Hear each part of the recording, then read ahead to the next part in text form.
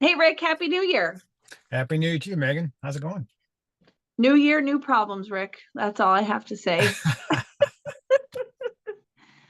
Yeah. Monday was the first, official first week of 2025 working, hmm and everybody seems to be back in the office now. And I just had a lot of things I was dealing with over the holiday with, um, I won't say what city, but a certain city. I have one house that we have to get some permits resolved in another house with, utility lines crisscrossing. And it was hmm just a lot of just marinating in all of this. So we finally were able to resolve half of the problems yesterday. So that's good. We're on That's to the good. other half today.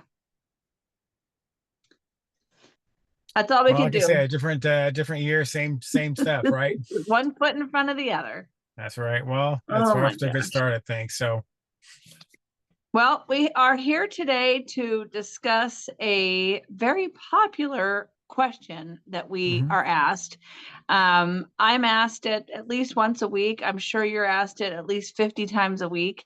And that is people want to know what first time home buyer programs are available and hmm what they could qualify for you. So hmm we thought we'd start off the year with a hot topic and take it away, Rick. Yeah, thanks. It's a great question, by the way. And so let's talk about what a first time buyer program is, what that means, and what it's really designed to do for the home buyer. But before we go there, let's talk just for a moment about what a lot of buyers think the program is supposed to do for them, and that it's not really supposed to do that at all. So a lot of buyers think that a first-time buyer product is like some super low interest rate, no money down, don't have to have any cash, or you have less income or not as good a credit. There's some sort of special program that way. And it really is not designed to do that. A first-time home buyer program is designed to kind of bridge that gap. So a lot of buyers are maybe a little bit short on cash, not a lot of cash. They need some more help, right? And so what the first-time buyer programs are really designed to do is what we Mm-hmm. call down payment assistance. And so there's lots of ways to get to that down payment assistance. And so if you look at some of the state funded programs, the bond programs, those are really the most common types of first time buyer programs.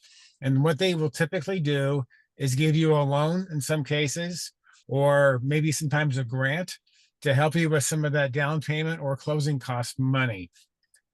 Depending upon the program, some of those programs require payback over some period of time. Some programs are forgiven in increments over periods of time, and some are forgiven right up front. A lot of first time home buyer programs, though, because the way they are funded is they oftentimes have a higher interest rate than like a standard program would have if you were not a first time home buyer. And Mm-hmm. so again, a first-time home buyer program, Megan, is not designed to give the buyer some really super low interest rate or no money down, no closing costs, or things of that nature. They're really, again, they're designed to kind of bridge that gap, that little bit of that shortage that people need some extra help sometimes, and that's Mm-hmm. what that program is designed to do. Mm-hmm. So So they're good mostly, programs, and there's a yeah. there's a very good place in our market for those, and we should use Mm-hmm. those more often. We really Mm-hmm. should. Yeah, sometimes sellers they get financing that's other than conventional, and they think, oh wow, is this high risk because there are, first time home buyer, grant involved and that sort of thing. And I tell people, listen, if you're approved for a loan, you're approved for a loan, whether Right. it's, there's people that are putting 30% down that can't qualify for the loan that they're applying for. So, um, you Correct. know, so what somebody should do is call you hmm and have a consultation. That way they can figure hmm out what or if anything they can qualify for. And Yeah. that's the best way to go and do it Really well lay out the before we options. Look start at going what's available in shopping. the marketplace. And you're right. And that's a very good point. Sometimes a seller will think, or a listing agent in those cases will think that because they're first time buyer getting some sort of down payment assistance, that they're a less qualified buyer. That is simply false. The first time buyer programs are vetted programs like anything else. You have to have the income and the credit to qualify. And so they're very good programs. They're very qualified buyers.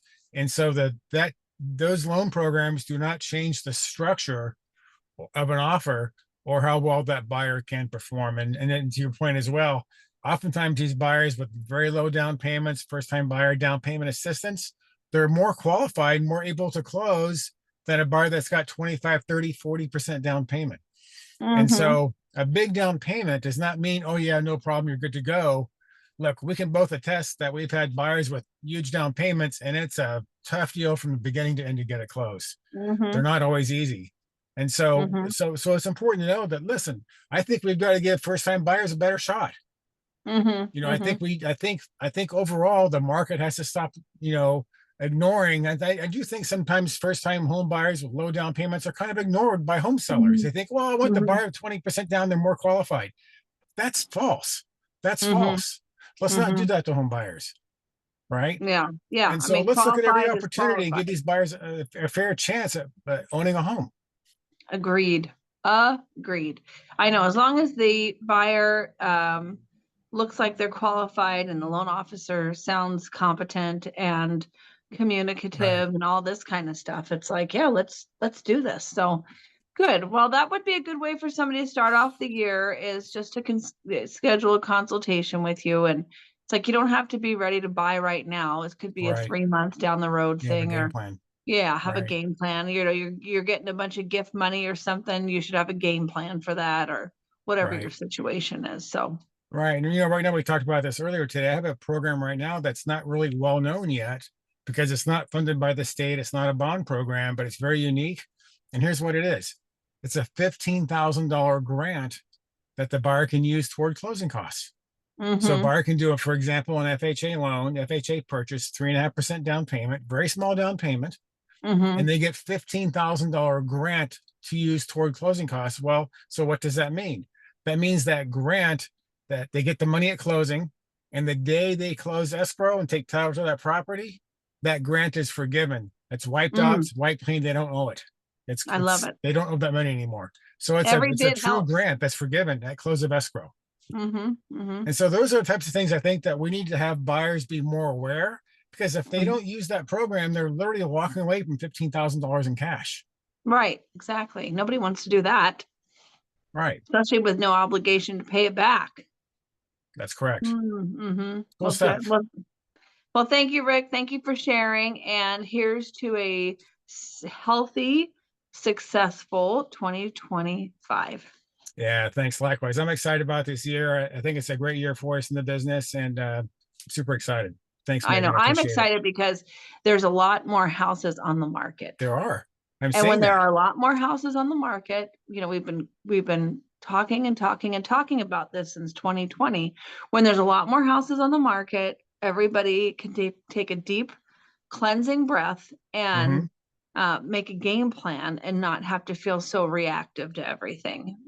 Exactly. I'm working with more people now that have to sell a house to buy a house and do it all simultaneously. And before it was just like, no way in hell was that ever going to work with how competitive everything was. But now that there's more houses, we can make a plan and do a sell and a buy and not have to take out any kind of crazy middle of the ground financing on it. So that's good. Yeah, I like that. I like it a lot. Yeah, me too. All right. I will talk to you soon. Have a great rest of your week, and get those first time home buyers. Let's get them out there. Let's go. They can do it. Okay. Thanks, Meghan. Bye. See you later.